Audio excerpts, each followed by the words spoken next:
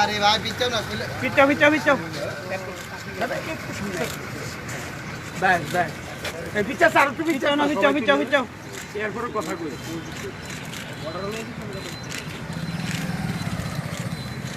আচ্ছা তো এবার আগাও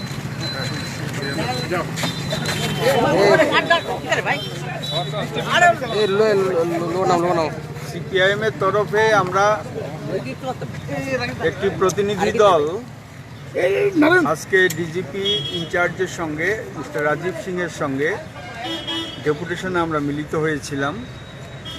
তাতে প্রথম যে দাবি আমরা করেছি যে ধর্মনগর সিপিআইএমের জেলা অফিস এই নিয়ে 6 বার আক্রান্ত হয়েছে এবং প্রকাশ্য 5 বার আক্রান্ত হয়েছে।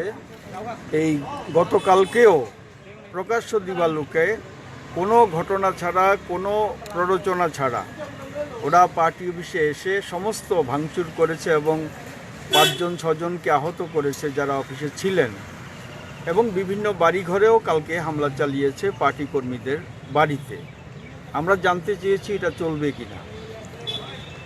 পুলিশ এফআইআর দেওয়া হয়েছে, ইনফরমেশন দেওয়া হয়েছে, কিন্তু কোনো ভূমিকা নেই। এর প্রতিবাদে আমরা বলেছি যে ওখানে পুলিশ পিকেটের ব্যবস্থা করতে হবে এবং গণতান্ত্রিক যে অধিকার আমাদের কথা বলার, আমাদের মিটিং করার, মিছিল করার বিভিন্ন জায়গায় শহরেও, এইটার কোনো পারমিশন ওরা দিচ্ছে না পুলিশ, এইটার যাতে ব্যবস্থা করা হয় তার জন্য আমরা দাবি করেছি। দ্বিতীয়ত আসামিদের গ্রেপ্তার করার দাবি করেছি, এফআইআর করা সত্ত্বেও পুলিশ কোনো ভূমিকা নিচ্ছে না, এইটা আমরা বলেছি।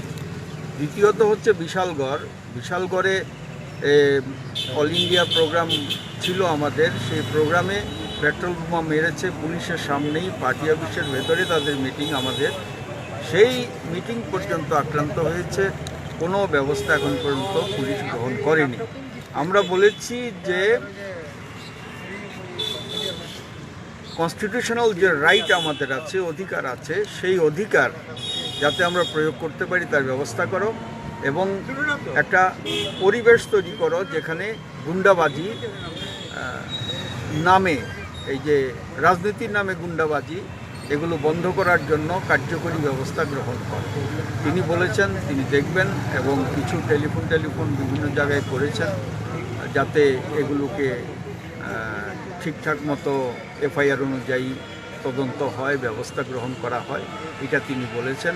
আমরা আশা করব যে কিছু পদক্ষেপ নিশ্চিতভাবেই তিনি গ্রহণ করবেন। আমরা যেটা ধর্মনগরের ক্ষেত্রে যেটা বলেছি, সেখানে সাংবিধানিক পদে আসীন একজন ব্যক্তি এই সরকার আসার পর থেকে একদম প্রথম দিন থেকেই তার নেতৃত্বেই এই ঘটনাগুলি হচ্ছে এবং দুর্ভাগ্যের সেখানকার যে আরক্ষা প্রশাসন এই শুরুতেই যদি যারা এরকম অপরাধ করছিল আস্তে আস্তে হাত পাকাচ্ছিল তাদের বিরুদ্ধে যদি আইনি ব্যবস্থা নিতেন আজকে গুলি হতো না। বলা যেতে পারে এই উত্তর ত্রিপুরা জেলার বিশেষ করে ধর্মনগর শহর, পুরো ধর্মনগর মহকুমা বলছি না আমরা, এই ধর্মনগর শহরে কোনো রুল অফ লর কোনো অস্তিত্ব নাই, আইনের কোনো শাসন নাই।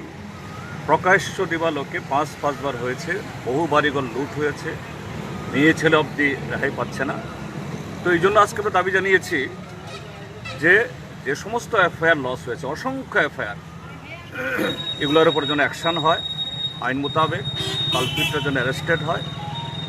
2 হলো সেখানে যেন একটা পুলিশ পিকেট দেওয়া হয়। রাজীব সিং সাহেব বলেছেন, তিনি ফোন করেছেন, ঠিক আছে, উনি এই বিষয়ে দেখবেন যাতে দ্বিতীয়বার ফার্দার এই ঘটনা না হয়, তিনি আশ্বস্ত করেছেন।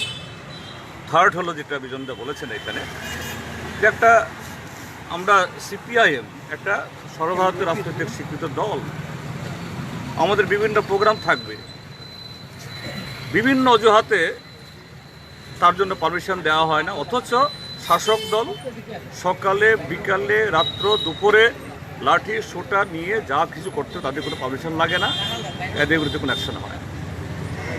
এগুলি তিনি শুনেছেন এবং সবগুলো অ্যাকশন নেবেন এবং আমাদের সামনে এসপিকে ফোন করেছেন 3 দিনের মধ্যে যাতে এগুলো সবটা রিপোর্ট দেওয়া হয়, আমরা দেখি মানে কী ব্যবস্থা গ্রহণ করে পুলিশ। দ্বিতীয় হলো যে দক্ষিণ ত্রিপুরার মনুবাজার থানার অধীনে একটা কালপ্রিট, আমি নাম বলছি না আপনাদের সামনে, আমরা ওনাকে বলেছি এই গত 23 মাসে 100টার বেশি অপরাধ করেছে, অসংখ্য লোক তার হাতে মার খেয়েছে, লুট হয়েছে, বাড়িঘর পুড়েছে। এই গত পরশুদিন 21 তারিখেও এইরকমভাবে একজন নিরীহ এই যে মোটর শ্রমিক তার গাড়ি ভেঙেছে, তার মেয়েকে আক্রমণ করেছে, রাত্রিবেলা 4টা দোকান পুড়িয়েছে।